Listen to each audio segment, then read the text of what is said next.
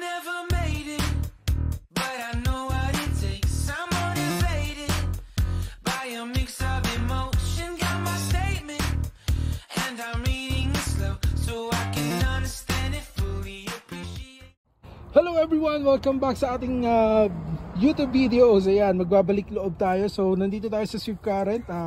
Zone 4A tayo. So, medyo malamig yung ating area. Pero, napaagap yung seedlings ko nung February. What's that, Toby? Show it to me. What's that? I got the ladybug. Ladybug? Let me see. Let me see the ladybug. Oh, that's the ladybug. There you go. What are you doing, Kuya? Cutting tree. Cutting tree. Okay. Alright, so early February nag-seedlings tayo ng spinach, ng bok choy, tsaka ng mustard. Pero masyado siyang maagap. So trinay kong i-transplant sa labas. Yes. Tree, but this was attached but broke because I using it to try and get that branch off. Oh, that's okay. Alright, so meron tayong mustard dito, meron tayong lettuce, bok choy. Magkakaiba yung size nila kasi yung eto maganda. Ito, ang ginawa ko dito, kasi nga masyadong maagap yung pagsisidlings ko and sikip na to sa loob ng bahay. Kita nyo naman kung ganyan na yan kalaki, magsisikip siya sa loob ng bahay. So I tried to plant it outside. Etong mga to, itong medyo malilit, actually nabawasan na yan, oh, napaglutuan na yan. So yung iba nilagay ko sa can, tapos hinayaan ko lang sa labas, nilagyan ko ng cover yung can, tapos sinira ko yung pinakang lid ng pail yun. Actually, Daddy, timba, yes. Daddy, do you know? Oh, Daddy is making video. Oh. What is it for making salad? What is that?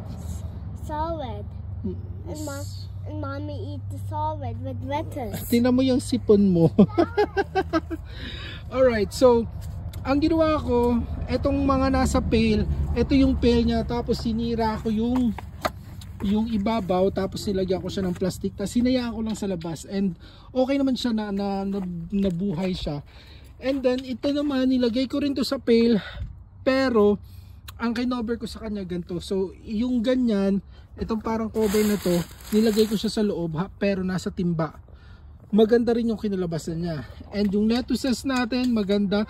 Napanood ko to sa YouTube na cold, anong tawag dito? Yung pwede siya sa malamig, hindi kalamigan pero pwede siyang nasa labas na early spring.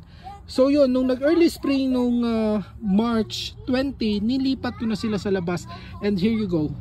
Meron na tayong panggulay, meron tayong spring harvest. So ito, nakabili na tayo ng tilapia para sa ating ginataang tilapia para bukas. Pabawasan ko na rin to. Ito, ganun din. Meron pa akong mga seedlings na nagsibol na sila. So meron tayong seedlings ng spinach nandito, seedlings ng mustard, lettuce, ito seedlings siya ng lettuce andyan, and marami na yan. And then so anyway, may nabuhay dito na isang carrot. Sabi kasi doon, yun daw carrots, pwede rin siya sa cold weather na yung up to -3 yung nighttime temperature. So meron din tayo dito. Actually, I got this from Timo.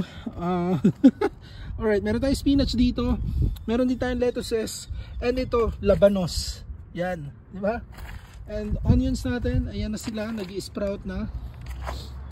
And marami pa tayong nandito sa labas. So meron pa rin tayong iba pang mustasa, nandiyan pa. And ito, may isa tayong sili, the rest namatay. Ang daming namatay, nasa lampas 20 yung namatay. Spinach dito dalawa. Meron tayong talong. Marami ring namatay na talong. Pero naglagay na ako ng bagong seedling sa loob ng bahay. And isa sa natutunan ko sa panonood ko ng YouTube, ang garlic pala is perennial. So I planted this last year and ayan siya, nagbalik na siya. So 1, 2, 3, 4, 4. Alright, so mamaya ako cover ko kasi baka lumamig na naman. Alright, and then the rest of the garden, ayan, nagsisibula na sila. Meron tayong tulips na, malapit na yung tulips natin, bubuka na siya, diba? Alright, so yun lang. Maraming salamat for watching and na-excite lang ako sa aking pagtatanim para sa ating spring harvest para sa ating mga leafy vegetables. Alright, thanks so much for watching. Bye bye.